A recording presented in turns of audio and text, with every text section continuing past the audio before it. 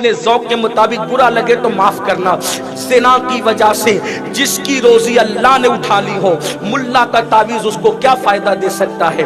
آپ مجھے بتائیں تو صحیح، کوئی کتنا بھی بڑا ہو، اللہ کی طاقت کے سامنے بے بس ہے انسان۔ خدا جس کو نہ دے، کسی انسان میں طاقت نہیں کہ اس کو دلا سکے۔ اللہ اکبر۔ آپ کہاں ہیں؟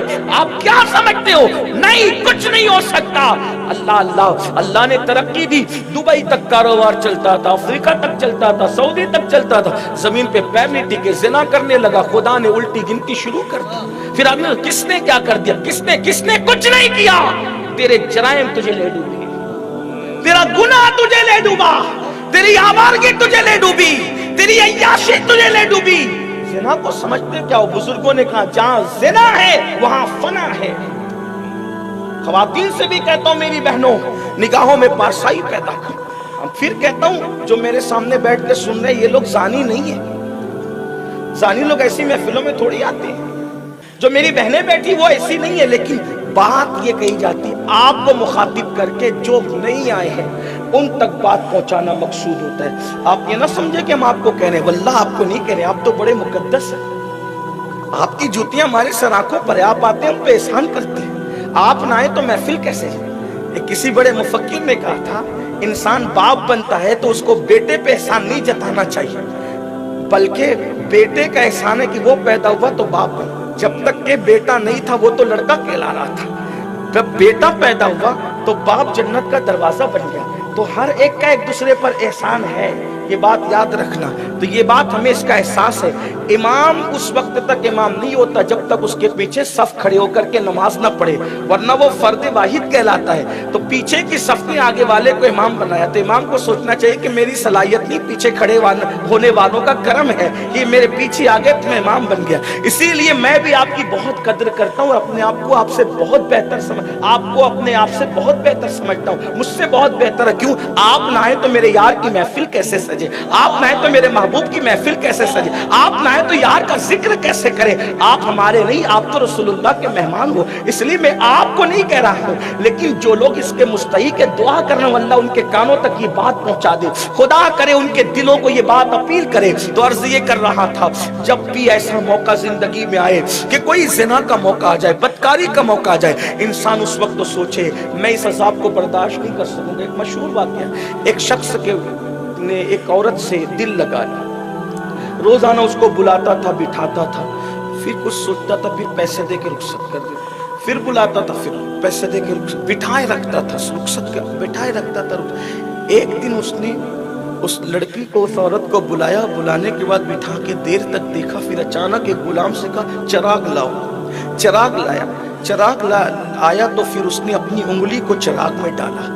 اب ظاہر سی بات ہے چراغ تو چراغ ہے، چمڑی جلی، چربی جلی، گوشت تک آگ پہنچی تو جلدی سے کھینچ لیا، پھر ہمت کر کے دوبارہ ڈالا، پھر کھینچ لیا، پھر ہمت کر کے دوبارہ، برداشت نہیں کر سکا، جل گئی انگلی۔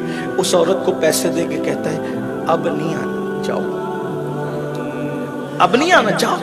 اس عورت نے کہا روز بلاتے تھے، مفت میں پیسے دے کے بھیجتے تھے، اور آج کہتے ہو اب نہیں آنا۔ کہا تجھ سے دل لگ گیا تھا، تیرے حسن نے میرا دل اڑا لیا تھا، اور چاہتا تھا کہ تیرے ساتھ بدی کروں، بدکاری کروں، لیکن روزانہ نفس پہ کنٹرول کرتا تھا۔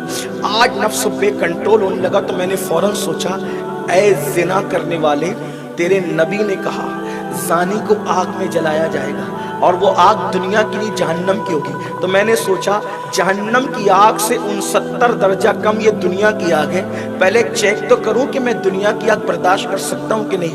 تو میں نے 69 درجہ کم، 69 درجہ کم، وہ بھی ایک چراغ کی آگ کو میں نے جب چیک کیا، تو جب میں چراغ کی آگ برداشت نہ کر سکا تو پھر میں نے سوچا کہ وہ جہنم کی آگ میں کیسے برداشت کر سکوں گا۔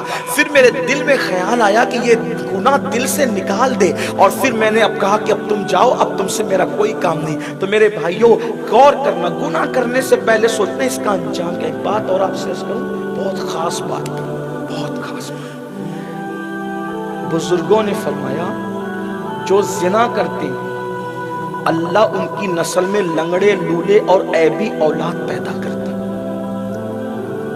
ہاں، یہ خدا کی طرف سے بہت بڑی سزا ہے۔ زنا کرو گے مستیاں کر لو، مزے کر لو. اللہ کی مار، اللہ کی لاٹھی میں آواز نہیں ہے. پھر لنگڑی لوڑی نسل کے لیے، اندھی بہری نسل کے لیے تیار ہو. میں یہ نہیں کہتا کہ سب کے گھر میں جو ایبی اولاد پیدا ہوتی صرف زنا ستیہ سن.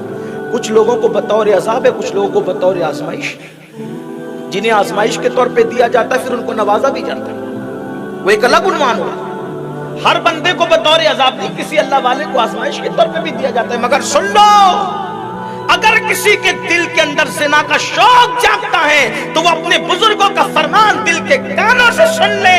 زنا کرنے والوں کی نسل میں لنگڑی لولی اور ایبی اولاد پیدا ہوگی.